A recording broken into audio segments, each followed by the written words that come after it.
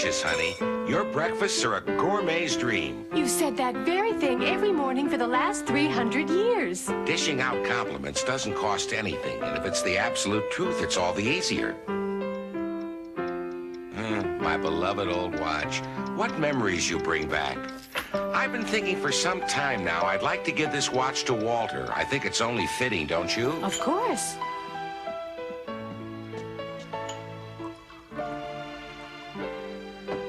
No one else would get such a kick out of it. Not even our son, Harold. It would mean a lot to him. He's such a good man. And a darn fine doctor to boot. Yes, sirree. At one time, he was considered one of the world's finest doctors. Now he's getting on in years, and he's all alone, poor fella. Unusual for a human being to be so interested in gnomes. You could say that again. Every time I drop in, we start out talking shop about medicine, but sooner or later, we always end up swapping stories about the wonderful world of gnomes. He's still writing down everything I tell him for that book of his about gnomes. Don't be home late, dear. I'll be back in time for dinner. Yeah. Goodbye. Give Walter my best regards.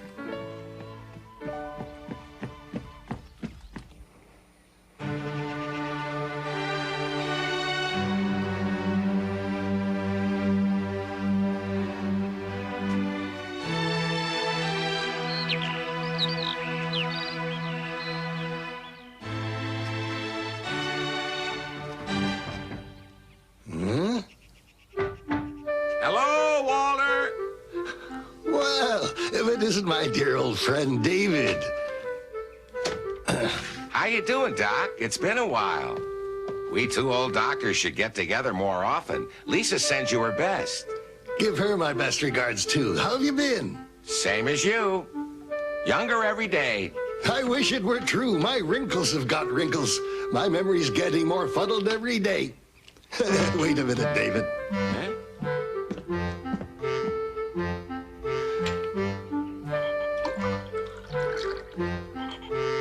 Don't go to any bother now. How about a spot of coffee? We gnomes never drink coffee, but just to be sociable, I'll make an exception. Uh-oh, that's strong. Oh, I'm getting more forgetful every day. I forgot to put sugar in it. It doesn't need sugar. I like a drink with a bit of a kick to it. You're too polite, David. You're just saying that to make me feel better. Well, why not? It makes us both feel better. What are you writing there? A new medical book?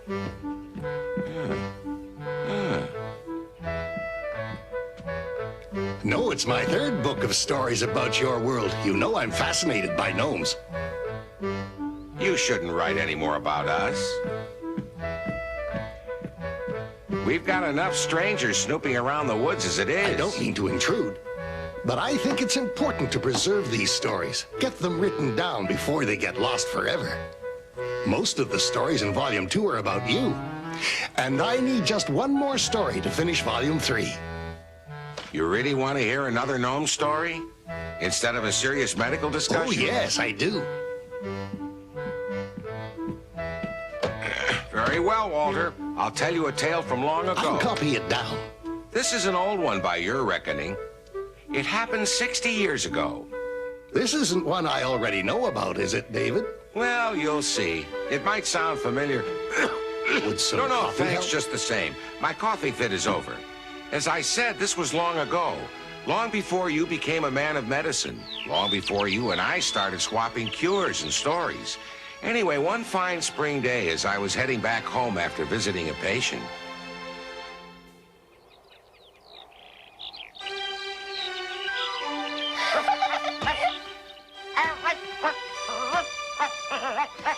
Catch it, Fido!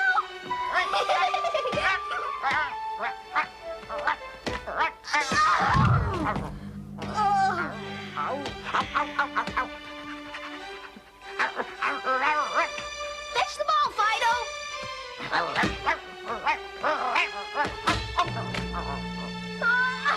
Nice work, boy! Here! Grab it! Oh!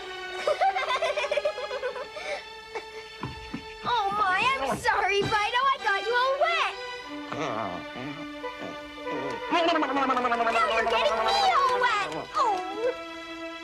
Huh?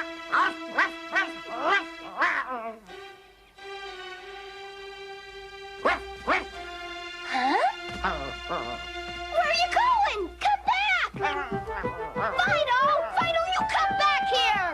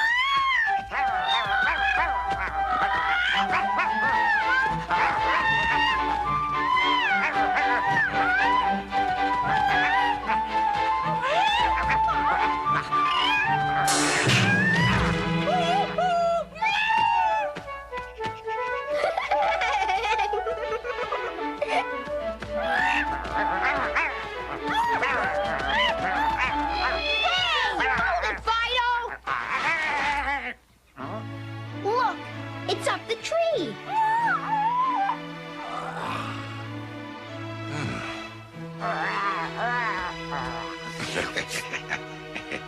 Hey, it's still there. Shoo, scat! Why don't you go home? Well, young man, I don't know how to thank you. That was a mighty close shave. I'm very grateful to you, lad, and the same thing goes for your lively little puppy. If it weren't for you two, I might have ended up a tasty morsel for that feline. Say, aren't you the one they call Wimpy? Yes. I'm David. Ever see a gnome before? No, never. I've heard of gnomes, but I thought you spoke a different language from us. Well, among ourselves, we speak our own private language that only gnomes and animals can understand. Right, Fido? Holy cow! It's a whole different manner of speaking, even the writing. Wait, let me show you. I'll write something on the ground here. We don't use your alphabet. We use special mystic letters called runes. They're very old. What's that, runes? No, runes, Wimpy. Look. I'll write you a special message. Huh? Oh. Do you know what that means, Wimpy? It says that if you want to visit the world of the gnomes, just close your eyes and open your heart. We're waiting to welcome you. Oh, will it really work? Maybe yes, maybe no. You'll never know unless you try. I don't know. What do you say, Fido? Want to try it? Then let's go. Be sure to shut your eyes real tight.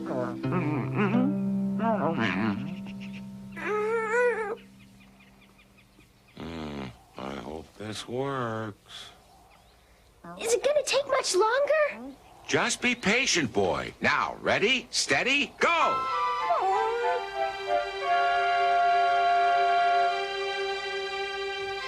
You made it, Wimpy. You believed. You can open your eyes now. Oh. I don't believe it. Gee, I'm not any taller than the flowers.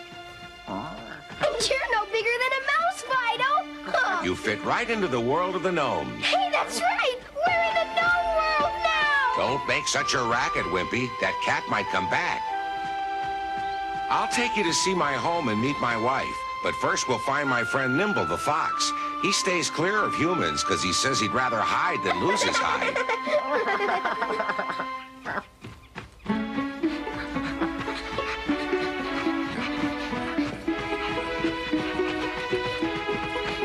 Come on, Fido, hurry up.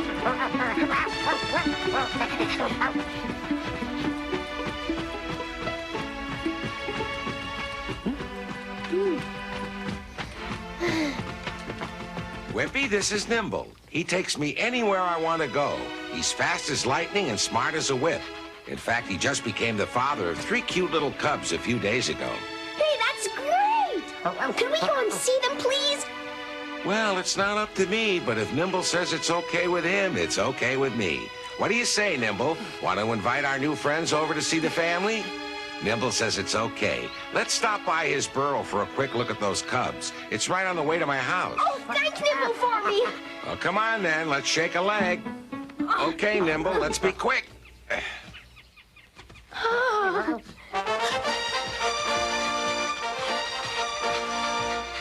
this is the greatest! What a terrific way to travel!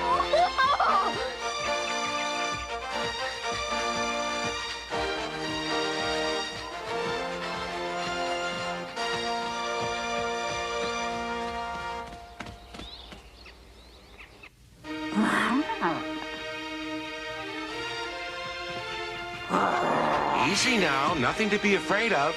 These are friends of mine. You can trust them. Could we take a peek at your cubs?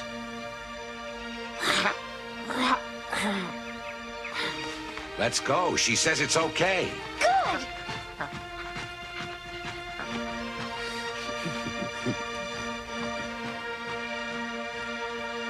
This sure is a deep cave. Foxes dig their burrows deep for protection.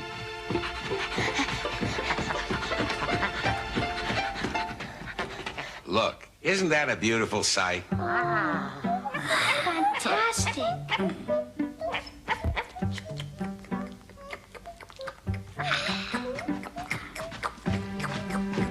Go ahead, Wimpy, and pet them a little. Uh-huh. Oh, hi there, young fella. You're cute as a button, aren't you? I bet you're gonna run as fast as your father when you grow up. I think they should call you Swift.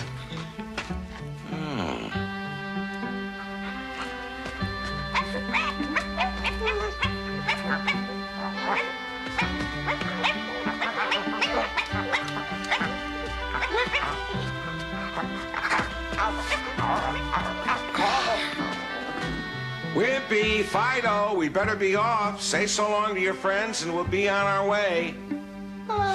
If you want to see where I live, we've got quite a ride ahead of us.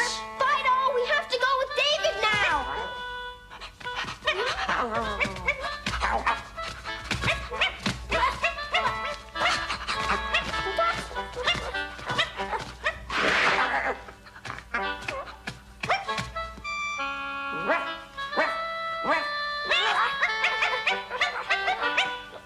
Fido, we have to go now. David's waiting for us.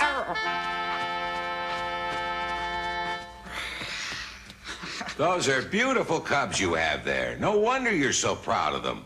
I have a feeling little Swift and I are going to be great pals. Goodbye, Thanks little for letting me friends. see See you your soon.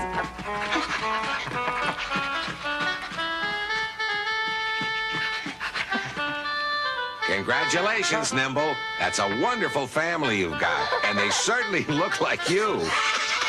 It's time to hop on Nimble again. It's the smoothest way to travel in a forest like this. Oh, it sure beats walking with these little legs.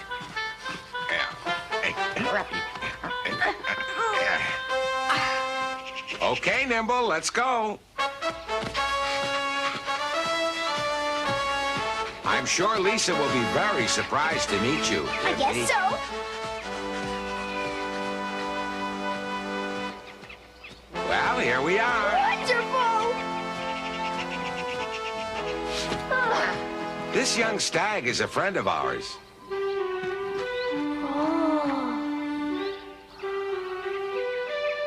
I'll bet a deer's never let you get this close before, huh, Wimpy? No, I guess he thinks I'm a gnome. Oh. That tickles.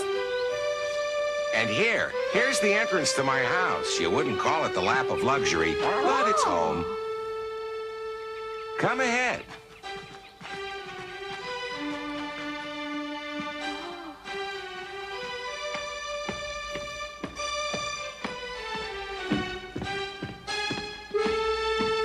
I forgot. Look out for that bottom step. I was too late. Wimpy! I should have warned you. I hope you didn't hurt yourself. I'm all right except for a mouthful of sand. Give me your hand and I'll pull you out of there. Oh. Come on, jump.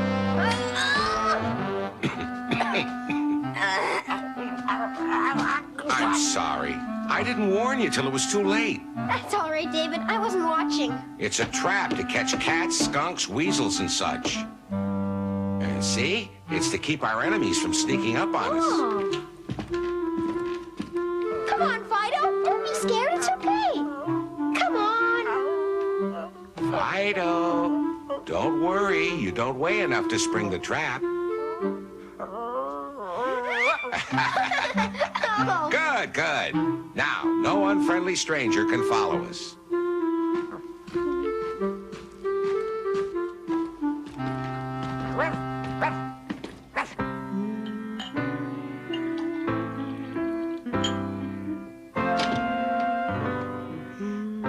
Good morning. David calling. David, what's all this about? Oh, you've brought some friends. Well, bring them in. Don't just stand there. You heard the woman. Come right on in. Thank you. Lisa, I want you to meet a couple of friends who saved my life this morning. The pup's name is Fido, and this young man is called Wimpy. Make yourself at home, Wimpy. That's a cute little dog, but I can tell by that mischievous look in his eye he's good at getting you into trouble.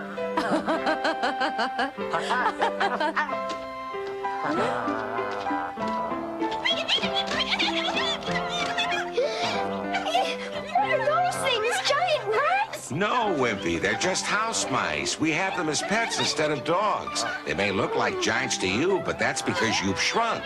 They're very friendly and affectionate. Easy now, Fido. They just want to say hello. They'd like you to play with them and romp around the house. Oh, hi there, Mousies. I'd like to play with you, too. What do you say? Sounds like fun. Oh. I bet you folks would like a nice snack. It's a long time since breakfast. Lisa, could I start off with a spot of tea? I'm famished. Yes, dear. Thank you.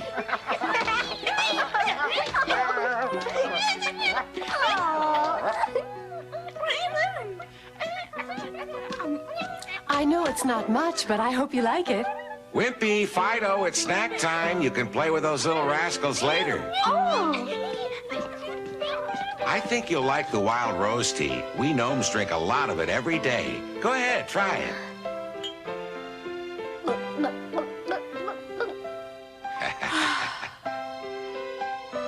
It's scrumpalicious. Gee, David, what kind of cake is that? You'll have to ask Lisa. She's the chef around here. It's raspberry cake, Wimpy. Help yourself. I hope it's as good as your mother makes. I guess it is as good as his mother makes. He likes it. Fido, we're forgetting all about you. Here, have some.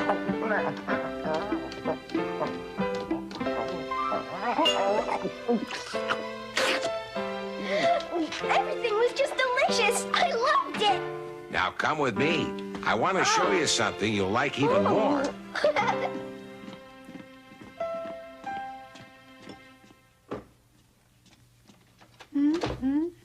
See that? Oh, what is it? It's our chest for household goods. Open her up, Wimpy, and you'll see how a music box operates.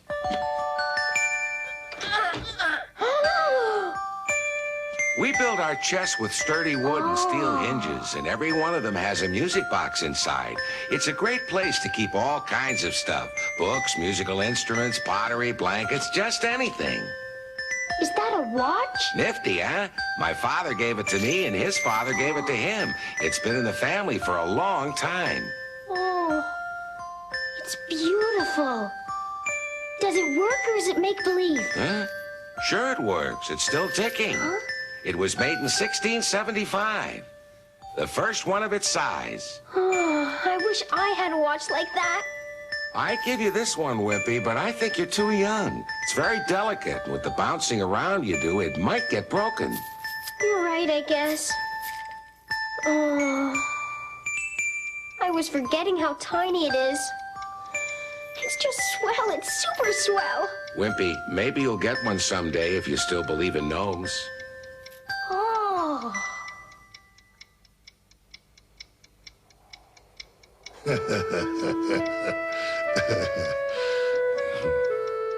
Do you remember that day, Wimpy? Of course. although nobody's called me by that nickname for a long time now. Well, I brought you that watch you saw on the chest, the one you like so much. Lisa and I decided you should be the one to have it. Oh, no, I won't hear of it. It's too valuable for the likes of me. I asked my son Harold if he wanted it for the sake of family tradition. He said I should give it to the best doctor I know. So you see how it is, Walter. You have to take it. I thank you, David. And every time you look at it, you can remember all the good times we had. Oh, thank you, David. Thank you. It's the most wonderful present anyone ever gave me.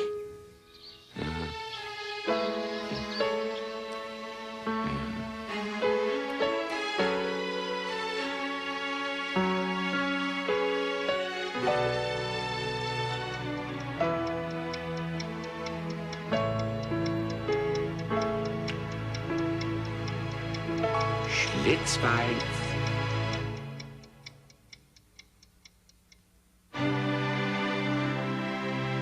David and Lisa have lived 400 years. In our next story, we learn what happens when gnomes reach this special age. As David and Lisa prepare for their final journey, there is a strange sadness in the land. Where are David and Lisa going?